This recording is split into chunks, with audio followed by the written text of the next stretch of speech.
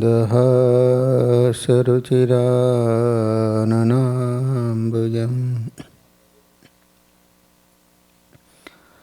पूजितं सुरनरोत्तमेरमुदा धर्मनन्दनमहं विचिन्तये। बोलो स्वामीनारायण भगवाननी, श्री हरि कृष्ण महाराजनी, श्री राधा कृष्ण देवनी, श्री नारायण देवनी, श्री लक्ष्मी नारायण। બધા જ હરિભક્તોને ઘણા ભાવથી જય સ્વામિનારાયણ। વાલા ભક્તજનો, આપણે નીલકંઠ મહાપ્રભુના દિવ્ય લીલા ચરિત્રોની કથા શ્રવણ કરી રહ્યા છીએ। નીલકંઠ મહાપ્રભુ મદુરાઈ પધાર્યા છે। મદુરાઈથી 30 કિલોમીટરના અંતરે સુંદર રાજ તીર્થ આવેલું છે। આ ક્ષેત્ર વૃષભાદ્રી તરીકે પણ ઓળખાય છે। એનું કારણ એ છે કે પર્વત વૃષભ જેવો આકાર ધરાવે છે। વૃષભ એટલે બળદ જેવો। તો વળી પુરાણમાં એવો પણ ઉલ્લેખ છે કે યમરાજાએ વૃષભનું રૂપ ધારણ કરીને ભગવાન વિષ્ણુને પ્રસન્ન કરવા આ સ્થળે તપ કર્યું હતું। અહીં વિષ્ણુ ભગવાનની ચતુર્ભુજ મૂર્તિ છે।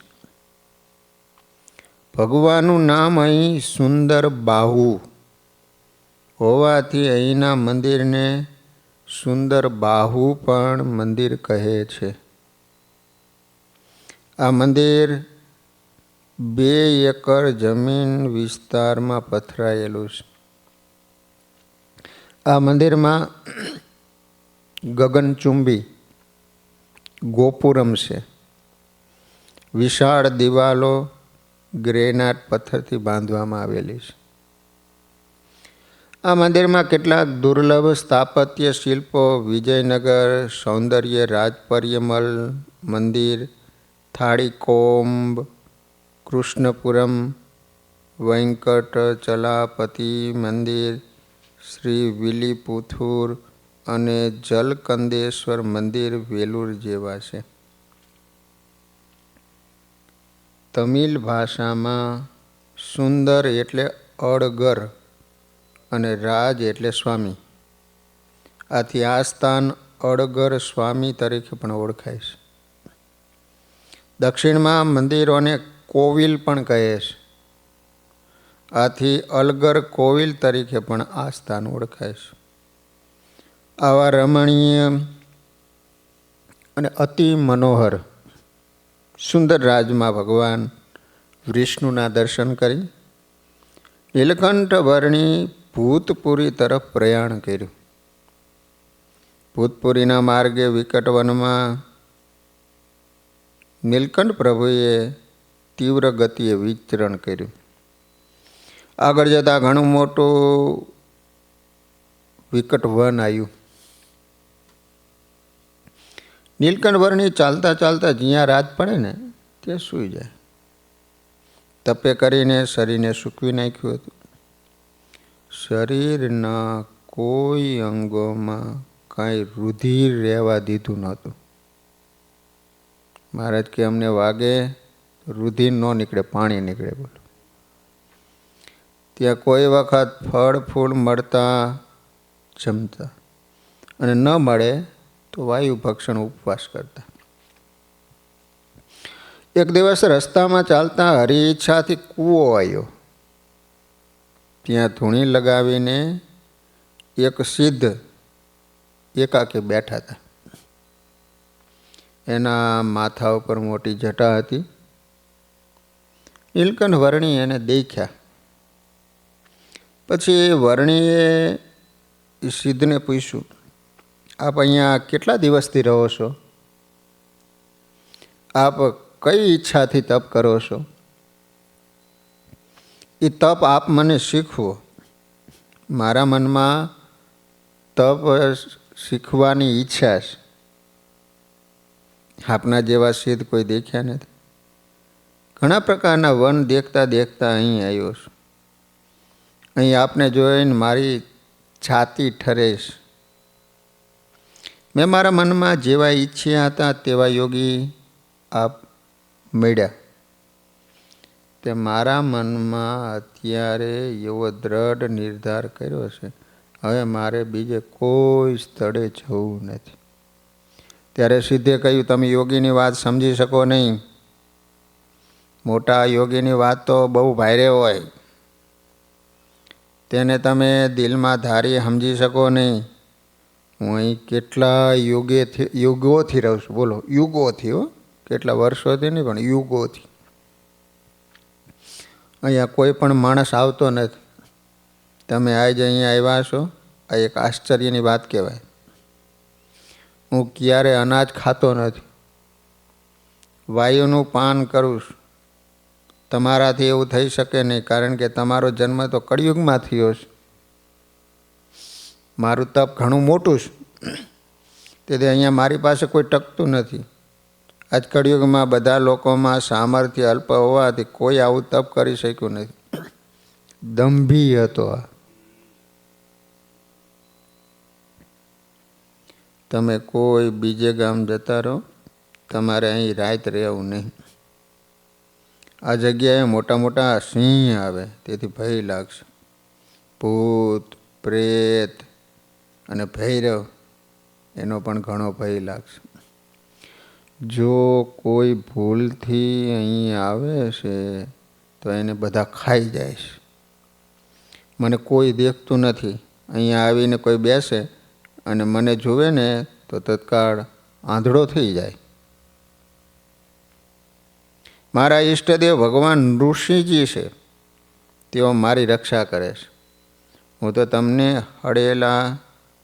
તમને તો અવેળા અગાઉથી ચેતવણી આપું છું, જેથી મને દોષ ન લાગે. નીલકંઠ વર્ણીએ મનમાં વિચાર કર્યો કે અત્યારે આની સિદ્ધિ જોવી છે. મારો હારો અમથા બડાઈની વાતો કરે છે. આમાં કેટલીક સિદ્ધિ છે એ બધું અહીંયા રહીને જ દેખું. આમ વિચાર નીલકંઠ વર્ણ ત્યાં રોકાયા. ધૂણીની પાસે બંને બેસી રહ્યા. એક પહોર રાત ગઈ ત્યારે ત્યાં મોટા બે ચિત્તા આવ્યા. કૂવાની કુંડીમાં જે પાણી ભર્યું હતું ને, તે બંને ચિત્તાએ પીધું. મોટી ધૂણીની જ્યાં રાખ પડી હતી ત્યાં જઈને બંને રાખમાં આડોટ્યા. તે પછી બંને એક ઘડી વાર ત્યાં બેઠા, પછી ચાલ્યા ગયા. ત્યારે એ સિદ્ધ વર્ણીને કહ્યું, મેં જે વાત કહી હતી અત્યારે સાચી પડી ને? તમે એક લેશ માત્ર પણ ડર્યા કેમ નહીં? મારા મનમાં કાંઈ શંકા થાય. તમે કોઈ મોટા સાચા સિદ્ધ જણાવો. તમે એક તલ ભાર પણ કાચા નથી. આમ કહ્યા પછી બંને સૂતા.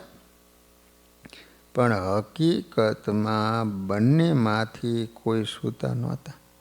છતાં નીલકંઠ વર્ણી જાણે ઊંઘી ગયા હોય ને એમ જોરથી પોતાના નસકોરા બોલાવા લાગ્યા.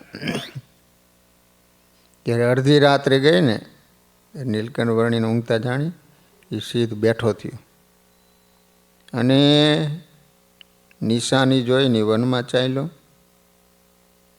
વર્ણી પ્રભુ પણ ઉઠીને સિદ્ધની પાછળ ગયા.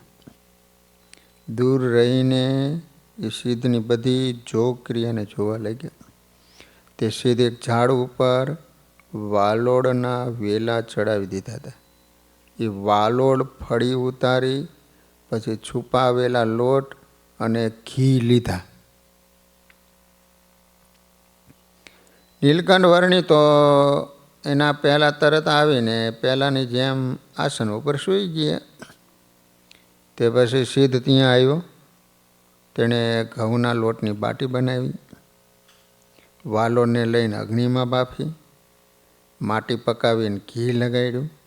તૈયાર થયા પછી જમવા લાગ્યો. જમીને સીધ જ્યારે હાથ ધોયા ત્યારે નીલકંઠ વર્ણી ખોખારીને જાગ્યા. પછી સિદ્ધ સૂઈ ગયા. પણ નીલકંઠ વર્ણી તો જાગતા રહ્યા. સિદ્ધની ગુપ્ત વાત દેખી હતી એથી વર્ણી સૂતા નહીં. એ કે હું વાયુ ભક્ષણ કરું, કંઈ ખાતો નથી. દંભી સિદ્ધને એટલો અહેસાસ તો થઈ ગયો કે બ્રહ્મચારીએ પોતાના દંભને પારખી લીધો છે. તેથી તે બીજું કાંઈ પણ બોલ્યા વિના સૂઈ ગયો. નીલકંઠ વર્ણી વહેલી સવારે ત્યાંથી વિદાય થયા.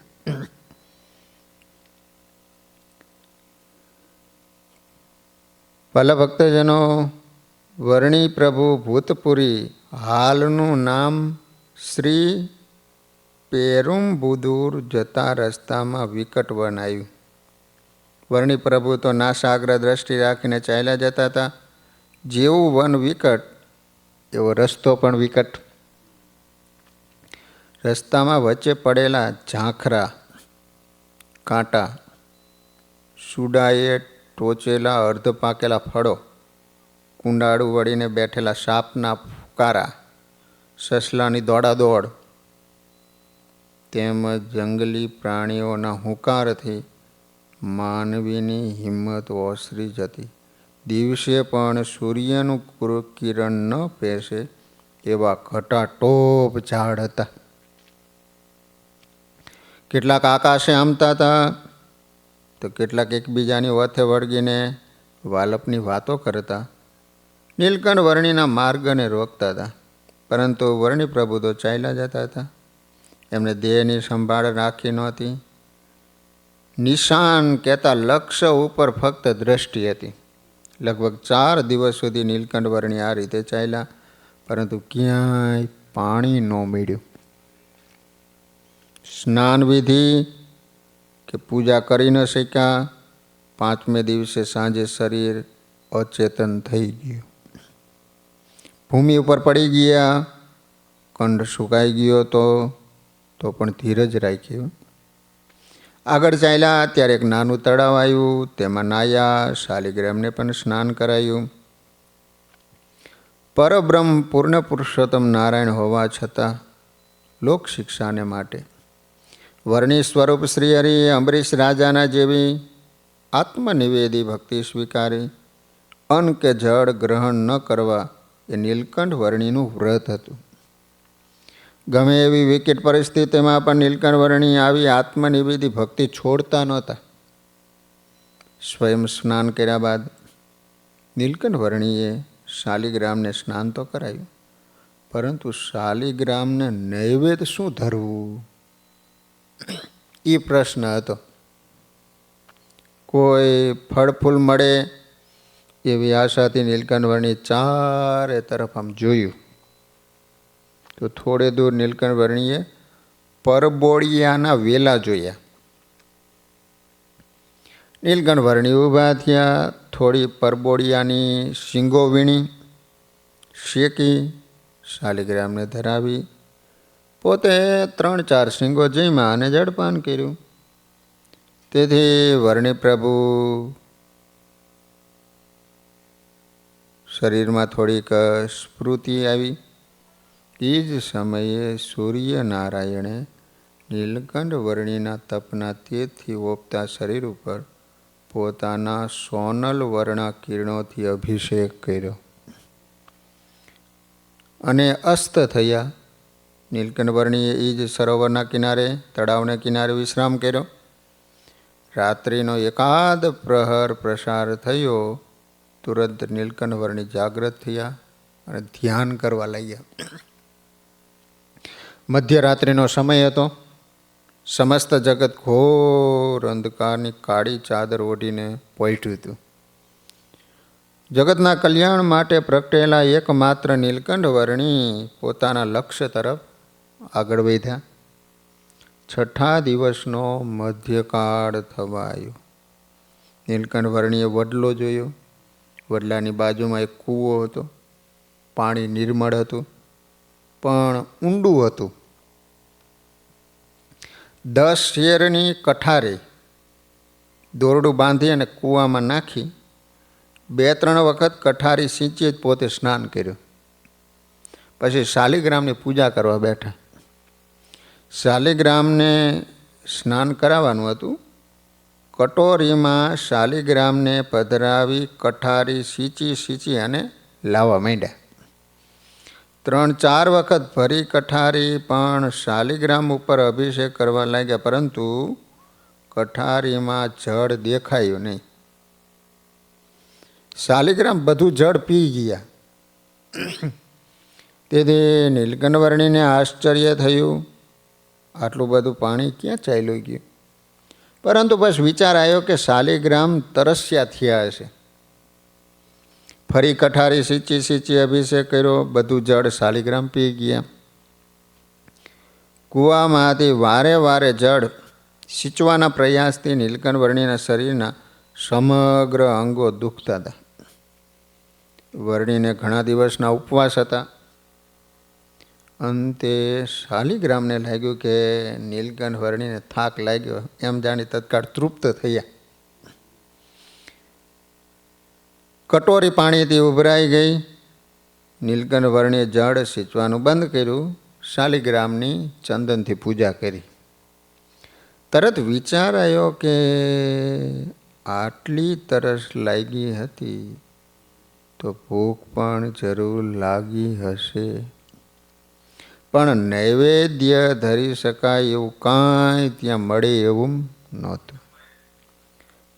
પણ જંગલી ફળો અને ફૂલો હતા. શાલિગ્રામની સુધાથી પોતે વ્યથિત થઈ ગયા. પોતાને તો 5 દિવસથી અન્ન મળ્યું નહોતું. એની ચિંતા છોડી શાલિગ્રામની ક્ષુધાની ચિંતાથી પોતે વ્યગ્ર બની ગયા. જે સર્વનું પોષણ કરે એ ભગવાન ભીખા કેમ હોય? પરંતુ ભક્તના ભાવમાં પોતાના ભાવ સમાવી પોતે ક્ષુધા પીપાસા અંગીકાર કરી ભક્તની સેવા તેઓ સ્વીકારે છે. પોતે સ્વયં ભગવાન હોવા છતાં પણ ભક્તોને પરાભક્તિના પાઠ નીલકંઠ વર્ણી પોતાના ભક્તિભાવથી શીખવતા હતા. ભગવાનપણાની મોટપા આવવા ન દેવી એ કઠણ હતું, છતાં દાસત્વ ભક્તિનું એ લક્ષણ હતું. નીલકંઠ વર્ણી પોતાની લાચારીથી ઉદાસ થઈ ગયા. એ સમયે નીલકંઠ વર્ણીની ઈચ્છા અનુવૃત્તિ જાણી કાપડીના વેશમાં પોઠિયા ઉપર એક પુરુષ અને સ્ત્રી ત્યાં આવ્યા. આવા નિર્જન વનમાં જ્યાં માનવીનો પદ સંચાર પણ કદી થયો નહીં હોય એવા સ્થાનમાં પોઠિયા ઉપર બેસી વિચિત્ર વેશમાં આવનારા કોણ વિભૂતિ હશે? નીલકંઠ વર્ણી તેમને જોઈ તરત ઊભા થયા, 2 હાથ જોડી પ્રણામ કર્યા. એમનો વિવેક અને નમ્રતા તેમજ ક્ષીણ શરીર જોઈ આ દંપતીની આંખો આદ્ર બની ગઈ. નીલકંઠ વર્ણીના ભક્તિભાવ સભર વિચારયુક્ત પ્રયત્ન જાણી દંપતી અતિશય પ્રસન્ન થયા. પહેલા પુરુષે સ્ત્રી પ્રત્યે કહ્યું, હે પ્રિય, શાલિગ્રામને નૈવેદ્ય ધરાવવાને અર્થે કોથળીમાં બાંધેલો સાથવો અને લવણ કહેતા મીઠું તત્કાળ આ બ્રહ્મચારીને અર્પણ કરો. કંઠથી બોલી શકાતું નથી એટલે એમ લાગે છે કે બહુ દિવસથી વર્ણીએ કંઈક ખાધું નહીં હોય. ત્યારે સતીએ અપાર હેતથી સાથવું આપ્યું. નીલકંઠ વર્ણી મુખથી ના કહી તો પણ આપતા જ રહ્યા. પછી નીલકંઠ વર્ણીએ શાલિગ્રામને નૈવેદ્ય ધરાયું. સાથવાને પાણીમાં ઘોળીને પીધો. જ્યારે પેટમાં તૃપ્તિ થઈ ત્યારે બોલવા માટેનો કંઠ ખુલી ગયો. નીલકંઠ વર્ણીએ પૂછ્યું, આપનો પરિચય આપશો? અનંત કોટી બ્રહ્માંડના જીવ પ્રાણી માત્રની જે અપરિચિત નથી એ વર્ણી આજે અમારો પરિચય પૂછે છે. આ દંપતીને પરમાત્માની આવી અદ્ભુત માનવ સહજ ચેષ્ટા જોઈને હસવું આવ્યું ને કહ્યું, હે વર્ણી, આપ તો મહાતપસ્વી છો, અક્રોધી અને નિષ્કામી છો, આપ વિશુદ્ધ કૃષ્ણ છો, હું શંભુ છું, મારી સાથે આવેલા સતીશ. આપ અતિશય ભૂખ્યા છો એવું જાણીને અમે અહીં આવ્યા છીએ. અમે સદા તીર્થોમાં અને ક્ષેત્રોમાં એટલે ફરતા જ રહીએ છીએ. કોઈ દિવસ આપના જેવાના દર્શન થઈ જાય અને આવા દર્શનથી અમને અતિ આનંદ થાય છે. પછી એનું રાત દિવસ ધ્યાન કરીએ છીએ. વાલા ભક્તજનો, આ રીતે નીલકંઠ મહાપ્રભુ શિવ પાર્વતીએ કાપડી વેશે આવીને સાથો જમાડીને સેવા કરી હતી. એના ફળ સ્વરૂપે શ્રીજી મહારાજે સુંદર આકૃતિવાળા ચમત્કારી સિદ્ધેશ્વર મહાદેવની પાર્વતી દેવી સાથે સંવંત 1884 વૈશાખ વદ બીજ તારીખ 1/5/1828 ગુરુવારના રોજ જૂનાગઢ મંદિરમાં મધ્ય દેરાથી જમણી બાજુના દેરામાં પ્રતિષ્ઠા કરી. એટલું જ નહીં, વૈષ્ણવ પરંપરા અનુસાર મહાદેવજીની પૂજન અર્ચનની પરંપરા સ્થાપી. શિવ પાર્વતી સાથો અર્પણ કરીને ગયા પછી નીલકંઠ વર્ણીએ ભૂતપુરી તરફ આગળ ચાલવા લાગ્યા. ભૂતપુરી ચાલતા ચાલતા સાંજ પડવા આવી. ધીમે ધીમે સૂરજ આથમવા માંડ્યો. પક્ષીઓ કિલ્લોલ કરતા નીર તરફ વળવા લાગ્યા.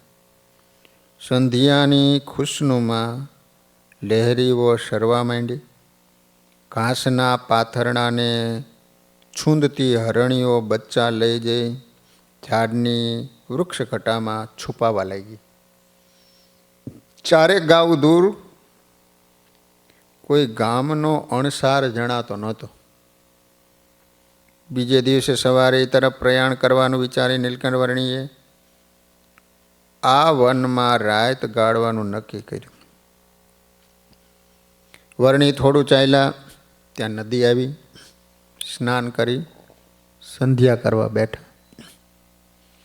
આ નદીના તીરે મજાની મઢુલી બાંધી એક બાવો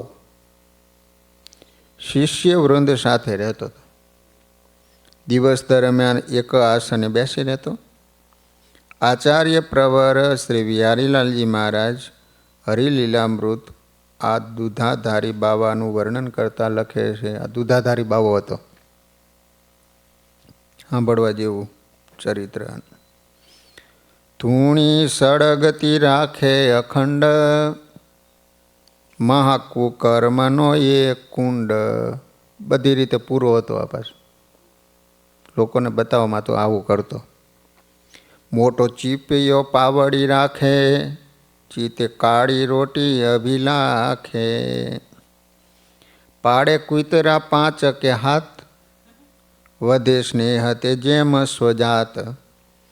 પડી ત્યાં રહે ગાંજાની થેલી, વળી ત્યાં દિશે ચલમો ભરેલી. ગાંજો ભાંગ પીવે અને પાય, ઘણા વિપ્ર આવી વટલાય.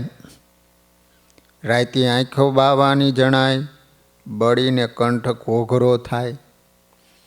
ઘણા ધૂમ્રના ગોટા ઉડે છે, જાણે વાદળ મેઘના એ છે. સારું માણસ ત્યાં જાય જે, નાકે વસ્ત્ર આડું ધરે તે. દિશે ઢોંગી તણો કેવો ઢંગ, ચોળી અધમણ રાખોડી અંગ. અધમણ તો રાખ શરીરે લપેટે. માથે દેખાય છે જટા મોટી, વાડ સાંધી વધારેલી ખોટી. ખોટી લગાવેલી વાડ હાંધે અત્યારે કરે છે ને એવી રીતે. વાડે કોપીના નગ્ન જણાય, તોય નિર્લજ તે ન લજાય. આવે નારીઓ દર્શને જ્યારે, ઘણી સિદ્ધાય દાખવે ત્યારે. માઈ માઈ કઈ દેશે માન, હૈયે કામના હોળી સમાન. દોરા ચીઠી ઘણી કરી આપે, કોઈને તો ઘેલી કરી થાપે. બાવો કોઈને આપે ભભૂતિ, કહે આથી થાશે તારે પૂત, છોકરો થઈશ. કહે પુરુષ અને મંત્ર હું જાણું, તારી નારીને વશ કરી આપું. આપે કોઈની તો જડીબુટી, લેશે એમ ઠગી ધન લૂંટી. કહે કોઈને કિમિયો જાણું, એમ કહીને ઠગી લેશે નાણું. આવો બાવો હતો, દૂધાધારી નામ હતું. બાવો માત્ર દૂધનો જ આહાર કરે એટલે આનું નામ દૂધાધારી. એવી માન્યતાથી લોકો એને દૂધાધારી કહેતા. આ કહેવાતો દૂધાધારી બાવો બાહ્ય આચારથી મહા તપસ્વી જણાતો હતો. દિવસે દૂધ પીને રહેતો, રાતે માલ મલિંદા ઝાપટતો. આખા શરીરે રાખ ચોપડતો, માત્ર એક કોપીન ભર રહેતો. માથે મોટી જતા રાખતો, મોટો ચીપિયો રાખતો, ધૂણી અખંડ ધકતી રાખતો. આખો દિવસ ગાંજો, ભાંગ અને ચરસ પીધે રાખતો. પરિણામે એની આંખો આઠે પોહ લાલ ચોળ રહેતી. એણે 4-5 કૂતરા પાડ્યા હતા અને 8-10 વારથી ચેલા ભેગા કર્યા હતા. હવે ગાંજાના ધુમાડાથી એની મૂછોના ધોળા વાર પર તપકીરિયા રંગના થર બાજેલા. હોકાની નળીના સતત ઘસારાથી હોઠની ચામડી કોઢાઈ ગયેલી. કોઈ કારણસર આકાશનું વાદળું હેઠું ઉતરીને આસન જમાવીને બેસી ગયો ને એવું ધુમ્મસ જેવું એનું કાળું શરીર જોનારને બિહામણું અવશ્ય લાગતું. પણ સાધુનો સાચો વેશ નહીં. પીછાણનારી ભોળી પ્રજાને મન આ બાવો સર્વશ્રેષ્ઠ લાગે એમાં શી નેવાય. ચેલાઓ સૌને બાવાનો મહિમા સમજાવતા. અમારા ગુરુજીએ 1000 વર્ષ થઈ ગયા, 100 વર્ષ સુધી તો ગિરનાર પર્વતમાં રહ્યા છે. અરે આબુ પર્વત પર તો 400 વર્ષ વિતાવ્યા છે. 100 વર્ષ સુધી હિમાલયમાં ફર્યા છે. બાકીના વર્ષ તીર્થમાં ફરીને વિતાવ્યા. અહીં પૂર્વે સાગર હતો ત્યારના ગુરુજી અહીંયા આવેલા છે. બોલો, માત્ર દૂધ પીને જ રહે છે. ક્યારે અન્ન તો ખાતા જ નથી, પાણી પણ પીતા નથી, વસ્તીમાં જતા નથી, પૈસો ટકો રાખતા નથી. આજીવન મૌન વ્રત ધારણ કરેલું છે. આવા બણગા ફૂટે.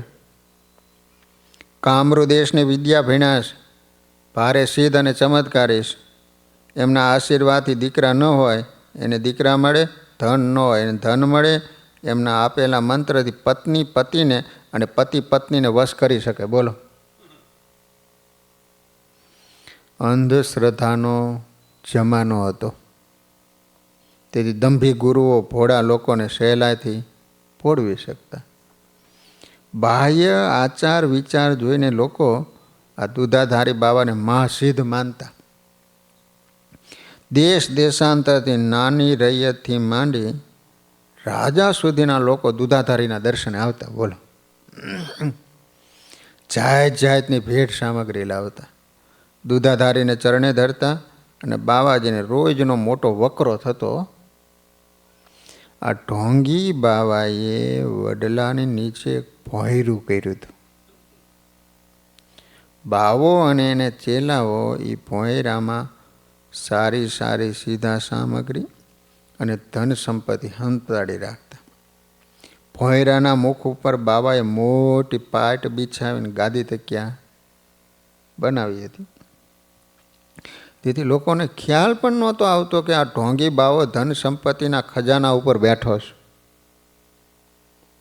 ધર્મના ક્ષેત્રમાં મોટા ભાગના લોકો બાહ્ય આડંબરથી અંજાઈ જતા હોય છે. અંતરની આંખ ખુલ્લા સિવાય સાચા ખોટાના ભેદ પરખાતા નથી. બહારનો આટાટોપ દેખીને દુનિયા ઝૂકી જાય છે. ભોળા લોકો છેતરાય છે અને પુણ્યને નામે આડકતરી રીતે પાપના ભાગીદાર બને છે. જ્યાં લોભિયા હોય ને ત્યાં ધુતારા ભૂખે મરતા નથી. એ ન્યાયે લાલચુ લોકો આવા ઢોંગીની ઝાડમાં માછલાઓની જેમ ફસાયા કરે. વડલાના વૃક્ષની નીચે આવા લોભિયા લાલચુડા અને ધોતારાવાની મંડળી જામી હતી. યોગાનુયોગ ભૂતપુરી જઈ રહેલા નીલકંઠ વર્ણી આ વડ વૃક્ષની હમીપે પધાર્યા. ભગવાન આવું કરવા માટે જ આવ્યા હતા, દંભીવાના દમ ખુલ્લા પાડવા માટે. સાંજનો સમય થવા આવ્યો હતો એટલે નીલકંઠ વર્ણીએ આ જ વટવૃક્ષની નીચે રાત્રિ નિવાસ કરવાનો નિર્ધાર કર્યો. નીલકંઠ વર્ણીને જોતા વેત કપટી દુધાધારી બાવાને પારખી લીધો. ભગવાન હતા, બધું જાણતા હતા. નીલકંઠ વર્ણી દુધાધારી બાવાની ધૂણીથી થોડે દૂર આસન જમાયું. અવની ઉપર અંધારું પથરાવા લાગ્યું હતું. દુધાધારીના ચેલાઓએ હવે ગુરુજીને ધ્યાન સમાધિનો સમય થયો છે એમ કહીને સર્વને કાઢી મૂક્યા. નીલકંઠ વર્ણી ત્યાં જ રહ્યા. પરંતુ જો વર્ણી પ્રભુ ત્યાં જ રોકાય તો બાવાની કપડજાળ ખુલ્લી પડી જાય એમ હતું. એટલે ચેલાઓએ કહ્યું, બ્રહ્મચારી, રાત્રે અહીં રહેવું બહુ જોખમ ભર્યું છે. કેમ કે અહીં સિંહ, બાઘ વગેરે હિંસક પ્રાણીઓની બહુ હેરફેર રહે. વળી ભૂત પ્રેતનો પણ ત્રાસ છે. જે સિદ્ધ હોય એ જ અહીં રહી શકે છે. તમારા જેવા નાના બાળકનું અહીં ગજુ ચાલે એમ નથી. માટે જો તમારું ભલું ઈચ્છતા હોય તો વહેલી તકે અહીંથી ગામ ભેગા થઈ જાઓ. નીલકંઠ વર્ણીએ કહ્યું, તમે અમારી ચિંતા ન કરો. અમને હિંસક પ્રાણી કે ભૂત પ્રેતનો ભય નથી. અમને તો અહીં એક જ રાત ગાળવી છે. અમારો એવો નિયમ છે કે સાંજ પડે ને ગામ દૂર હોય તો અમે ગામમાં જતા નથી. એ જ સ્થાને રાતવાસો કરીએ છીએ. ભાવાઓએ વિચાર્યું જે આ નાનો બાળક છે એટલે માનશે નહીં, એથી વધારે બીજો આગ્રહ ન કર્યો. થોડી રાત વીતી ને એટલે બાલયોગી સૂઈ ગયા. બાલયોગી સૂઈ ગયો છે એવું જાણી દરરોજની જેમ દુધાધારી બાવો ઊભો થયો. ચેલાઓએ ગુરુજીની ગાદી ઉઠાવી, ભોંયરાનું મુખ ખુલ્લું કર્યું. ચેલાઓ અંદરથી સીધું સામાન કાઢવા લાગ્યા. બધાએ સાથે મળી જાત જાતના પકવાની રસોઈ કરી. દૂર દૂર ધરતી ઉપર સૂતેલા નીલકંઠ વર્ણી એક નજરે આ બધો તાલ જોઈ રહ્યા હતા. દુધાધારી બાવાને દુબળા પતળા નીલકંઠ વર્ણીની દયા આવી અને જમવા માટે હાથ કરીને બોલાવ્યા. પણ નીલકંઠ વર્ણી આ પાપનું અનાજ પેટમાં નાખવા માગતા નહોતા. એટલે નીલકંઠ વર્ણીએ જે તે બાનું બતાવી જમવાની ના પાડી. બાવાઓએ ઝાઝો આગ્રહ ન કર્યો. બાવાઓ જમતા જમતા અંદરો અંદર વાતો કરતા હતા. તે નીલકંઠ વર્ણીએ સાંભળી. એક બોલ્યો, દુનિયામાં સીધા ચાલવાથી પોસાય નહીં, વાંકી આંગળીએ ઘી ચટાય. બીજાએ કહ્યું, હાલ કળિયુગના માનવી માત્ર નઠારા છે, એ ઢોંગ વગર જીતાય નહીં. ત્રીજો બોલ્યો, એ વાંકાનું દુનિયામાં માને છે, બીજનો ચંદ્ર વાંકો છે તો સૌ કોઈ પૂજે છે. આમ પોતાના દુષ્કૃત્યોને અનેકવિધ વખાણતા સૌ આખંડ જેમાં ગળા સુધી. મોટા માંગડી નાખો દૂધપાક બારો નીકળે. દુધાધારીની કાયા આવા રાત્રિ ભોજનનું સમર્થન કરતી હતી. જેમાં બાદ ધખાવેલી ધૂણી પાસે ટોળે વળેલા ચેલાઓની વચ્ચે ગુરુએ ગાંજો ભરેલ હોકો ગટગટાયો. અન્ય બાવાઓએ પોતપોતાની ચલમું કાઢી. ગાંજાની કડીઓ હથેળીમાં ચોળી ચલમમાં ભરીને પછી आलेख गरनारी दूला, भेज गांजे का पुला, कोई पीवे हुको कोई फूके चूला, के झपट वेदेता लांबा श्वासे धुमाड़ाना कोटे कोटा काढ्या हो।